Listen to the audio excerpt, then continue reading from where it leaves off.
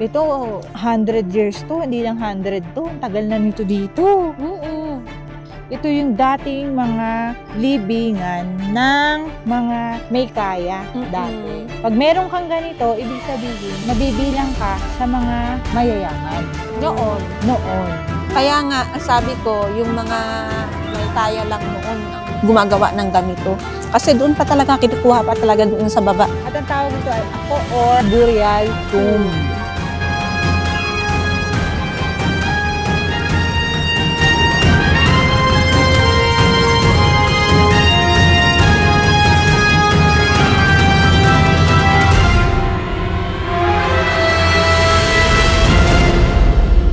Sa mga nakaraang episodes natin ay pinasyalan at inalam natin ang mga history o kwento gaya na lamang ng Batad Rice Terraces na pinaniniwalaan na mahigit 200 dekada na. A World Heritage Site is a UNESCO Heritage Site. So, pamana sa ating generation ngayon.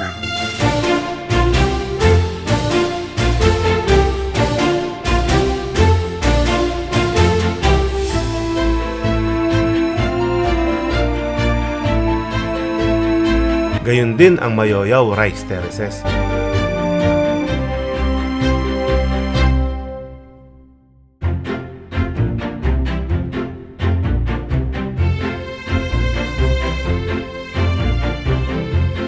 Pinasyalan din natin ang Nagsadyan View Deck na ayon sa mga lokal ay nagkaroon ng digmaan dito ang mga sundalong Hapon kasama si Yamashita at mga sundalong Amerikano at Pilipino.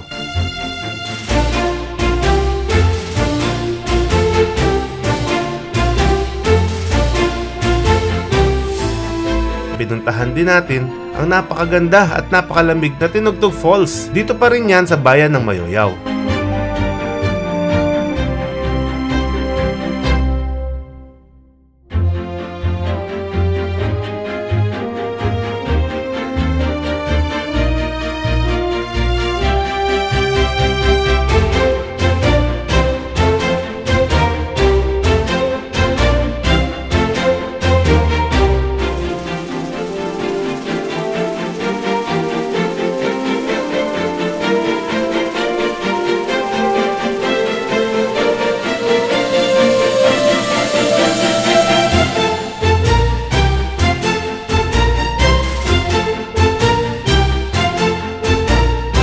Okay guys, welcome ulit sa ating 4th episode sa paglalakbay natin dito sa Cordillera at sa Ifugao Province. Nandito naman tayo ngayon sa Banhal, Mayoyaw, Ifugao. Nandito tayo sa hostel ng Mayoyaw, Ifugao. Ngayon, may ipapakita naman si Ate Ain sa atin dito. Anong makikita naman natin dito, ate, sa hostel area? Yung makikita po natin ay yung Afo or Burial Tomb. Burial Tomb. Oo po. Ano yung Burial Tomb na yun? Yan po yung tomb ng mga elite noon. Nung unang panahon? Yun nga lang, pagpunta nyo dito, yung kalsada, grabe pala ang daanan. ang twisties at tarik. Sobrang tarik. Mapapansin nyo, ayan, no, halos kapantay na naman natin yung bundok. 360 view. Ito, replika. Replika? Oo, ng Afo or. Yan. Ah, ito yung Afo Oo, or. tingnan natin. Ganito yung itsura ng ano talaga, ng Afo or tomb. So ito yung libingan ng mga elite. So ganyan siya.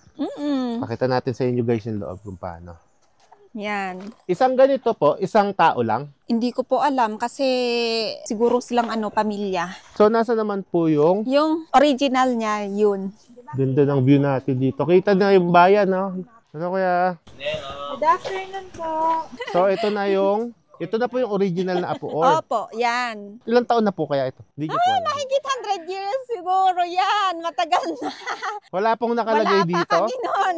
Andyan pa. So ito guys, ito yung libingan ng mga elite dito sa Ifugao. May naka-libing ngayon dito, ate.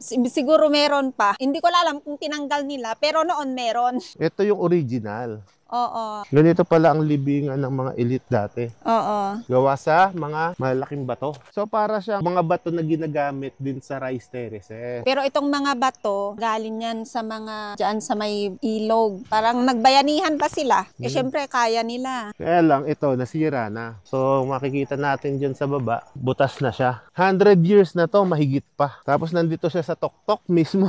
Ang ganda ng pwesto niya, oh. Ito ang paligid niya, oh. Napaligiran siya ng rice terraces. So, ibig sabihin natin, itong nakalibing dito, pag-aari niya yung lupa na to. Dati, nung panahon na yon. Pero baka hanggang ngayon pa, sa kanya pa to. Hanggang Sa ngayon kanya na- pa to. oo. Dito sa baba, Mayoyaw proper yan. Di ba? Mayoyaw Hindi kita. proper. Oo. Kung malinis sana to, mas okay pa. Punta tayo dun sa may tuktok niya rin doon. Oh, ang ganda dun, ano?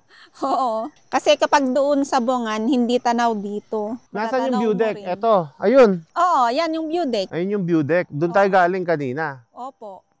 Rito ka po sa ano, Mayoyaw. Oo po. Ikaw yung expert sa pagtatanim. Kumbaga professional na ka na po. Expert. Oh, ang galing ni Kuya Wagtanim eh, oh. Parang mamamatay na po yung iba eh. Wala pa. Ay, Wala hindi. pa may Buhay kanin lahat. dyan. Buhay. Oh, so from here, kung tatayo ka, makikita mo naman dito ang... Mayoyaw proper. Ito ang Mayoyaw proper. Opo, yan. Diyan banda. Tapos dito, Banhal. Ito ang Banhal. Oo, pa ganon. Banhal. Ayan, Mm-mm. Banhal. Itong tinatayuan natin ay Banhal. So, itong rice terraces na to ay Banhal rice terraces. Tama po? Mm-mm. Yan. Tapos, yung galing tayo doon. Kaninang Bongan. umaga. Oo. Bongan Yan, rice yung terraces. pinaano. Doon sila, sila auntie. Oo. Auntie Angeline and Auntie Elizabeth. Tapos, ito ang, nga Ito, to? Mapaway po. Mapaway rice terraces. Mm-mm. Ayun pala ma'am bahay namin. Saan bahay niyo, ma'am? Ayun o, yung may landslide doon. Oo. Yun na. Diyan niya. Yung katabi na yon. Opo. Yung unang-unang bahay after yung landslide. Hindi. Yung landslide talaga na yan.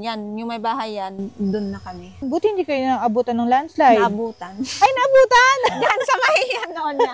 Oo. Pero hindi pumasok. Oo naman. Hindi na pumasok hanggang labas lang. Oo. Kailan yung landslide na yun, ma'am? Nung yung huli na bagyo, ano pala yun? Yung huli na bagyo? Pepito? Oo. Pepito, Christine? Magkasunod Basta yun eh. magkasunod yan. Christine, Pepito. Hindi, Christine pala. Ah, sa Christine. Mm-mm. Ayun nga pala guys, dito sa Mayoyaw, meron silang hostel. Pag-aari siya ng government dito, LGU. So, magandang tulong din para sa government na dito na rin tayo mag-check-in sa kanila. Tignan na lang natin sa FB page ng tourism nila kung magkano yung mga rate and kung paano magpabook dito. Ang mga room daw dito ay merong mga pang family room, may mga dormitory. At yon, check nyo na lang dun sa page. Sa mga mahilig mag-camp, pwede rin kayo mag-camp dito and car camping. Sabi sa atin ni Ate Ain, pwede daw dito mag-camping. So, pwede din dito ang car camping kasi naaabot siya ng sasakyan. Tulad ng ating sasakyan dyan. Yan. Oo. Yan. Siguraduhin lang po natin na makipag-ugnayan tayo sa tourism office bago tayo mag-ikot-ikot dito sa Mayoyaw, Ifugao. O kahit saan part ng Ifugao or kahit saan lugar para at least coordinated tayo sa mga LGU. And maiga-guide nila tayo kung saan talaga yung mga best tourist spot doon sa mga bawat lugar nila. Yes. So, approve? Para safe din kayo. Approve? Let's go! Kung sa motor to, Ling, palagay mo kaya. Grabe yung kalsada guys. Tingnan nyo naman, kasiko. Tapos, sobrang tarik niya. Wow, nabitin kami kanina eh. Pag nabigla ka, yun, sigurado na. Kung motor, kaya. Kaya ng motor yan. Grabe no.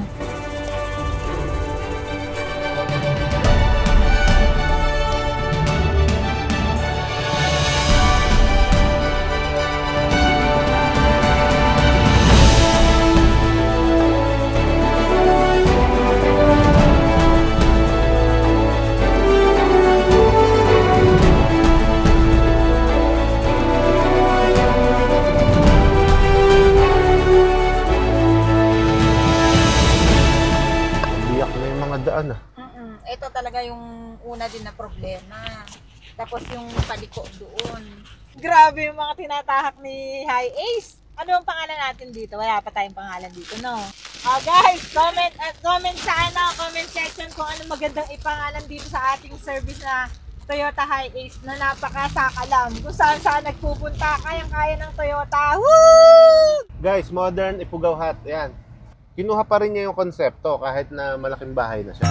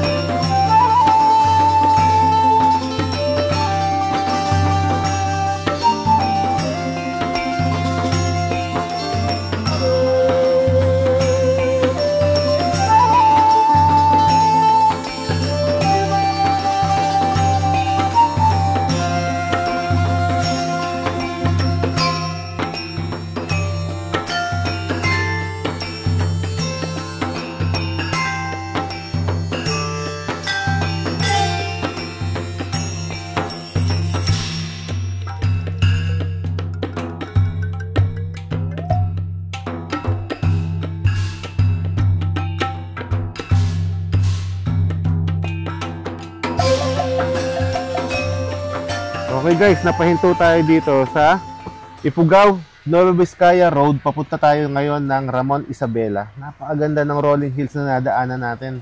Hindi lang natin alam kung ano pangalan ng rolling hills na to. Pero solid sa ganda, grabe.